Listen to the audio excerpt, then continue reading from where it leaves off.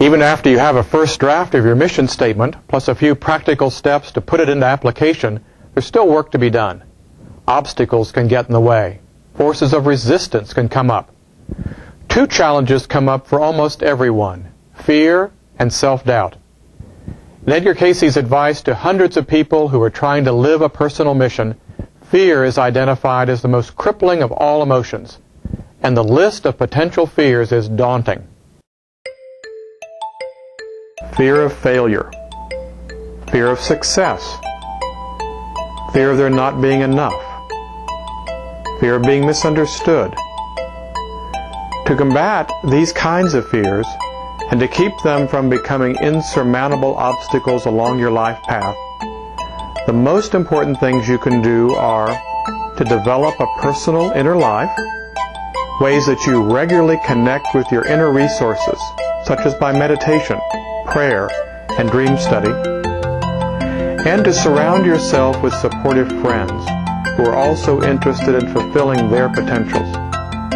Having allies along your journey is a powerful way to overcome many of the fears that can confront you. Self-doubt is another key obstacle that can easily keep you from moving ahead with your personal mission. When you don't have a clear connection to your individuality self, to yourself as a soul, then it's easy to fall into self-doubt. It's an attitude that is sure to cripple you whenever it arises. In fact, of all the things that can get in the way and keep us from being successful with a personal mission, a self-limiting attitude is probably most potent. This point weaves through the reflections from Paula Justice, the university professor and vocational counselor, parts of whose interview we've looked at in previous lessons. In this excerpt, she talks about her own mission statement and how it has powerfully helped her adopt a new attitude about her life. I'm a college professor, and I teach counseling at a large urban university on both the undergraduate and the graduate levels. The mission statement that I came up with in one of the mission conferences here at the ARE was to free imprisoned souls. And the most obvious place that I feel I'm working with that mission is in my counseling, where I'm working with clients who, in a way, are imprisoned or restricted by past traumas or fears or defense mechanisms or self-defeating behaviors. Coming up with my personal mission statement helped me to sort of frame my experience, my work, my problems, my whole life journey in a broader frame. And I see that when my students or my clients or other people I know get a sense that their work or their relationships or their lives in general are part of a larger picture, they don't get as discouraged by failure as easily. Once you have your mission statement, or at least once I had mine, that felt like a beginning, not an ending. I hadn't arrived anywhere, but it gave me a sense of faith.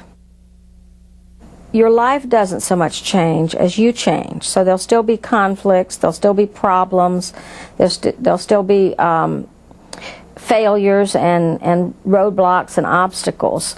It's just, it gives you a different way of looking at them. If you think of the story of Scrooge, at the end of the play, nothing had changed, only his attitude toward it. And really that's, I think, what the mission statement does, is it gives you an attitude, inspiration in a way that even when you get disappointed, you can rest on this. And it can inspire you and revitalize you to keep going when things are difficult. The inspirational potential of your mission statement should not be underestimated. The fact of the matter is, there will always be days that are discouraging and disappointing. What can distinguish some people's lives is the feeling of personal mission that allows that man or woman to interpret and deal with frustrating circumstances in a healthy way. Knowing what you want your life to be all about can give you the strength to cope with the times when things don't seem to be going very well. In many ways, it all boils down to attitudes. As you continually look for ways to be living your mission statement, remember the importance of your attitudes. Nothing gets in the way faster than negative thoughts that limit you. Watch your inner talk and observe any statements you repeatedly make to yourself. Do any of them anticipate failure because of your personal weaknesses or the biases that people may have against someone like you? Perhaps you'll observe yourself silently saying words like these: I'm too inexperienced. I'm too young, or I'm too old.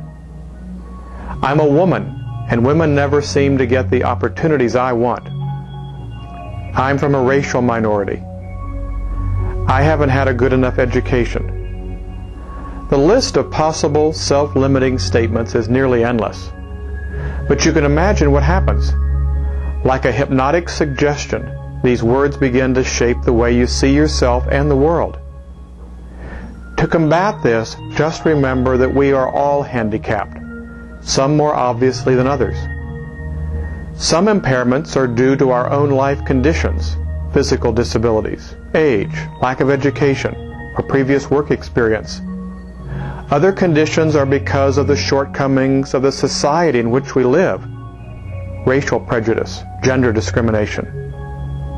Keep in mind that you and everyone else has limitations with which to deal. And remember that the thoughts you dwell on can be self-fulfilling. The more you let the limiting words control your self-concept and your thinking, the more likely it is that you won't find the opportunities you long for. Replace the restricting statements with positive, hopeful affirmations. People with limitations just like yours have made tremendous contributions to the world. You may have to work a little harder to get what you want because of some constraints, but make up your mind to do whatever it takes. That's the key. Make up your mind to do whatever it takes. With a vision for your life, with a personal mission statement in place, it's still going to take plenty of work. And as you take the needed steps to actually live your soul purpose, remember there are signposts along the way. Edgar Cayce spoke of feedback signs that people could expect to start seeing more often as they live their mission in life. There's no better way to end this course than to list those elements. This is what you can expect to start happening in your life more often in the months and years ahead as you live your mission. Life opens up in surprising new ways.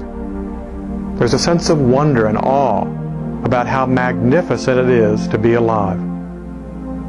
The lives of other people are being helped by your own efforts. In other words, there's some kind of service element to everyone's mission. In some way, it's making the world a better place, and the lives of other people better in some way.